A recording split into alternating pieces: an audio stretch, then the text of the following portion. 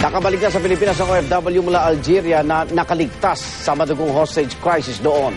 Kwento ni Joseph Balmaceda, ginawa pa rin silang panangga ng mga hostage taker laban sa mga puwersa ng Algeria.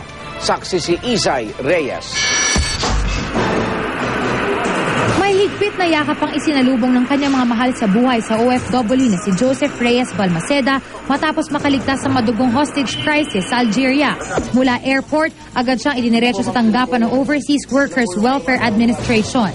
Dito, ipinakita sa akin ni Balmaceda ang mga sugat sa ulo, batok at muka na natamo mula sa pang-hostage ng mga militante sa pinagtatrabahuan niyang gas plant sa Algeria. Binukod kami. Tapos nilagyan kami ng cable tie dito sa kamay, saka dito sa paa. Tapos noon, inilagay kami dun sa, para sa ganyan, sa lupa. Tapos nag-ano sila ng bomb, nakala namin, ilalagay sa leg namin, nilagay dun sa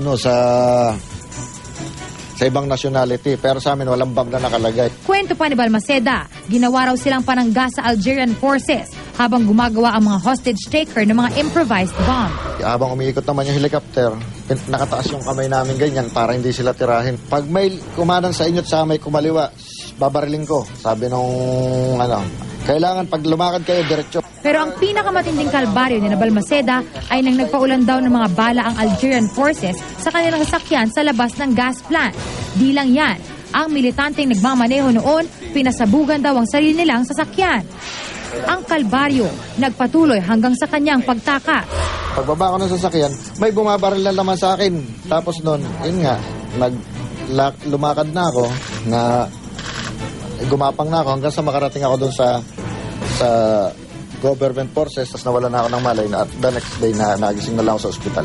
Nangako naman ang OWA na tutulong sa pagpapagamot kay Balmaceda, gayon din sa posibleng kabuhayan, ngayon nagdesisyon na siyang ginababalik sa Algeria.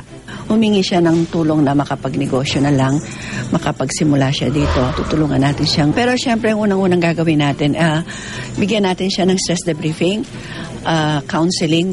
Ako, si Isay Reyes ang inyong saksi.